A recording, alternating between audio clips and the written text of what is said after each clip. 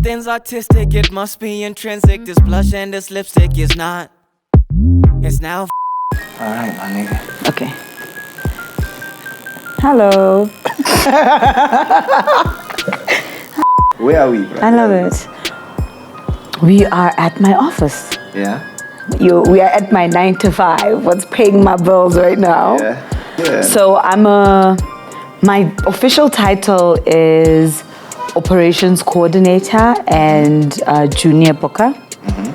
The Operations Coordinator, basically, I do all the admin that keeps us running. And then I'm also training to actually become a model booker. So I do get some briefs and I book a few models on jobs, and that's the 9 to 5. Na kuziba or actor. Yeah. That's what you wanted. Yeah.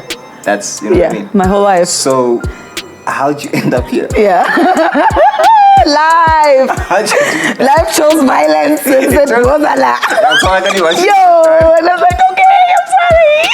I think I'm getting more comfortable talking about it because it happens to a lot of us, especially those of us that are dreamers. I believe to some extent it happened to you. I won't say too much, but like I think when you came back from the UK, it was a change in dynamic, a 180. For me, that moment came at graduation. Okay. My grandmother Kholam Dende, right? She saved up Cheltam Dende to come all the way to Miami to be at my graduation. So that on its own shows you the value that your family has put behind this degree. As much as you're the one getting the degree, it's got very little to do with you when your grandmother makes a sacrifice like that, you know? So she came down with my mom to Miami for my graduation. I just had an overwhelming feeling of like, because it was like, now what? My friends that did banking work at banks because that qualification qualifies you. The fact that I went to school and I have this fancy degree means nothing when we're in the audition and the girl before me is a better performer than I am. Fine, we graduated, and then I had to go back to America because I wanted to keep my green card. And I went to New York. I worked as a door-to-door salesperson, right? And I didn't have a problem with it. I thought, hey, I'm out. I'm in the Big Apple. I'm hustling. Yeah, you know. What I gotta do. Until the one time, I knocked off of work, and I called my boyfriend when I got home, and he was like, "What's my only one? Knocking on strangers' doors. Do you hear what you're saying?" As a female. Yeah. And I had my own apartment, and I loved it, and it was great. It was in the Bronx, so it was like I was in Hillbrow. And I still thought, wow. I'm in America. I'm in New York. Oh, shit. And I remember I even wrote something, a poem on my phone when I eventually realized that, okay, I'm going back home. I wrote the dream that shattered my soul. And one of the lines in there, I say, Times Square's lights will make you blind as long as you keep your eyes in the sky, right? And basically, it's because that's exactly how I felt. New York City, Times Square specifically, in summer, when I was there, it was summer. I've been working in entertainment my whole life, behind the camera, from production manager all the way to production assistant and everything in between, right? But freelancing is like... You sound like me with experiencing what I'm doing. Yeah. Because like, I'm all of those things without the knowledge. How do you fit in? Because in the beauty industry, I don't even think, not to sound arrogant, I don't think we fit. I think we create. I think we set the tone. I think I sit at the helm of setting the tone of the interpretation and understanding of beauty. Stop it. You better stop it right now. I promise you. Otherwise, this is gonna turn into your... Yeah, let's go. My day-to-day job, I sit at the application's email address and I go through the applications that we get. I want to say we average about 60 applications every day, okay? I'm the person that goes through those 60 applications and then invites the best ones to send me short videos. We have to come in there. We gotta jump in on that because we're talking about beauty, right? This industry. Yeah. What is the criteria? What are you choosing based on? What are the best applicants? Who do I sign? Who do I invite? What are you looking for? What am I looking for? So, I'm looking for perfect people. And I tell the models that I sign that all the time. Yes, what is perfect? You understand? Okay. So I'm enjoying your series because it's getting me to that, what do we think is perfect? There's no such thing as perfect. Perfect is up to the interpretation, right? But with my experience and with my knowledge and having worked in the industry as long as I have, I know what the people consider beautiful. Which is? I'm going to use you as my example, okay? I would sign you. Why? You have interesting eyebrows, okay? You have big eyes, you've got a jawbone, beard. You've got a look, you're unique. There's no point in me, I see the beauty in you, right? Because I know the soul, I know the person, I've grown with you, so I've learned to you find the beauty in the people that are around you, right? I can't sign you based on that because I can't sell you, right? So I have to respect the people that are... The industry. I have to respect the industry, right? So, yes, there's beautiful people. Like, there's some of the models or some of the applicants that I look at and I'm like, yeah, right? She's beautiful, but she's not Pond's beautiful. She's not Nivea beautiful, right? And I can't really say it's this, it's that, it's this, it's that. Okay. It's a culmination of things that make it work. So my star model that I signed, right, is this white boy, okay? He's perfect. Like, he's perfect. Right? He didn't know that he was perfect because I'm still to get to know him, but I think there are a lot of things that eat away at our confidence. A lot of personal things that people don't even want to face that eat away at their confidence. But he's perfect, right? So my job was to, just go. Just go, I promise you, like, trust me. My job was to get that boy to trust me and to trust that I wasn't selling him a dream, right? And he's booked every audition he's been to ever since. Let's just get, very specific. Like makeup itself, like, why do you use it? So, like, today, I didn't have makeup on the whole day.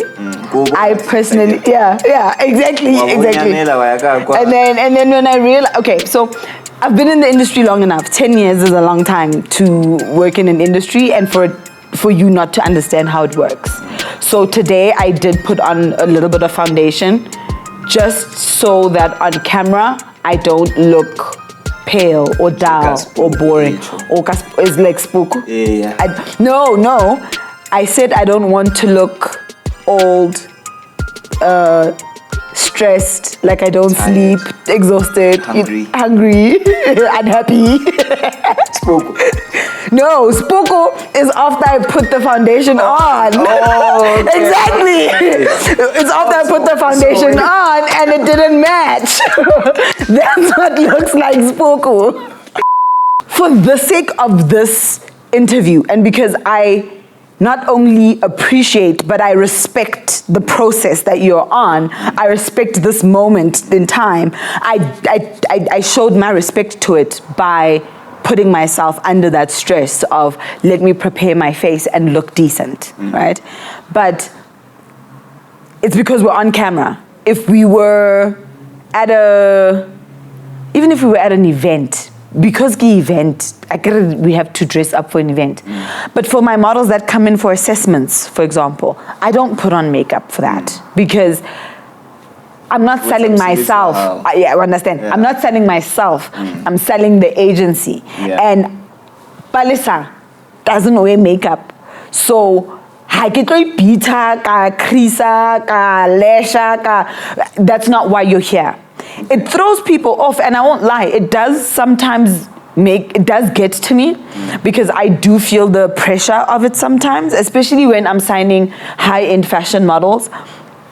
Those are like the high-end fashion models. Do you understand? So they come in, and not only are they super beautiful and or super exotic, but they also carry this gravitas with them that will make you feel like how apara makeup, how apara kwai kwai, how kenya wiki, and then you want to represent me. You must remember that I represent these people. I'm the people that I sell perfect people. I'm not a perfect person, but I sell perfect people. So how do I then get the perfect people to believe in me to sell them? And that's my personality. And that's why Palesa can walk out the house not wearing makeup and not give a damn, right? But that's because I've fallen in love with myself. And I've never worn makeup. And I've had friends and people that have loved me and appreciated me because I didn't wear makeup. So I've made peace in myself with not wearing makeup. Also, to be completely honest with you, makeup is expensive. Makeup is a load of money that it's not worth the investment for me. No. For where you want to go, it's not. No, it's not a priority. No. It might be necessary, and that's why I have a foundation, kokaikai, and powder kokaikai, and I have tools to survive. Like, you can't I have a survival kit. Look, like I believe in what I do. I believe in my abilities. It doesn't mean I can walk in just because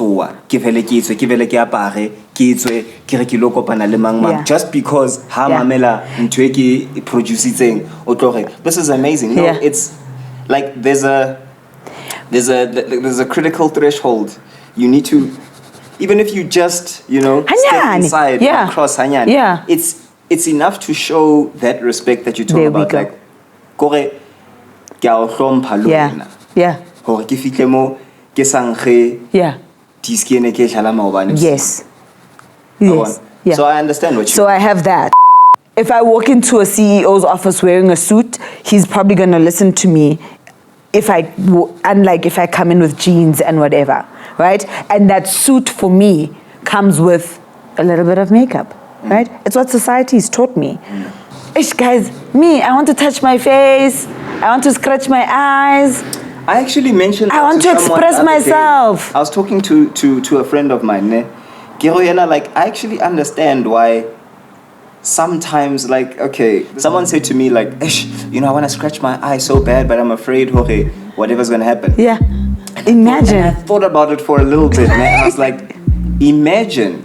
I wanted to scratch my cheek, my chin, my nose, my eyebrows, whatever, and the whole day I can't. Yeah. Like Oba, like I'm talking about physically. Like Oba, like ish. I've got an itch, but yo, exactly like that. Yeah. And then a nigga comes and he's trying to holler, and you're like, "Oba, I'm winning." I'm dealing, bro. So that's exactly what it is. Hello, my name is Nothando Palesa Xulu. I'm 29 years old, and my scene is my rendition from Sorry for your loss. Sorry from Your Loss.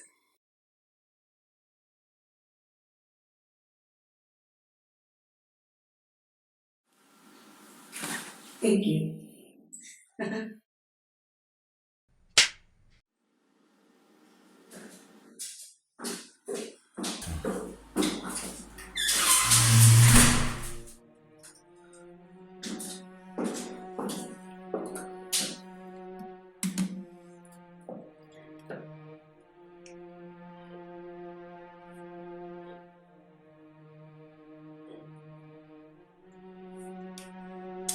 Okay, Maskara. Let's talk. I want to know why. Why do we spend so much money and use so much of our time putting this crap on our eyes just so we can look okay and pretend that everything is normal, even though you have a Holocaust waiting to erupt on the inside? And we've been doing this since forever ago.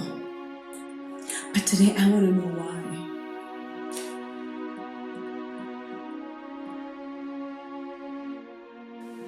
And I use Maybelline waterproof mascara. And it's great for work. And it's great for brunch with the girls. And it's great for those days when the universe opens up and swallows your husband. And you find yourself in a public bathroom. And no matter how much you cry, it just won't come off.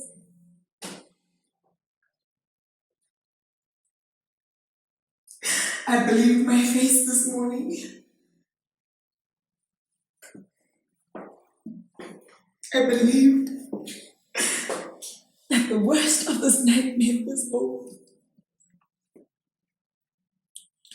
But you can't tell. Because I still look like that idiot that walked out the house this morning.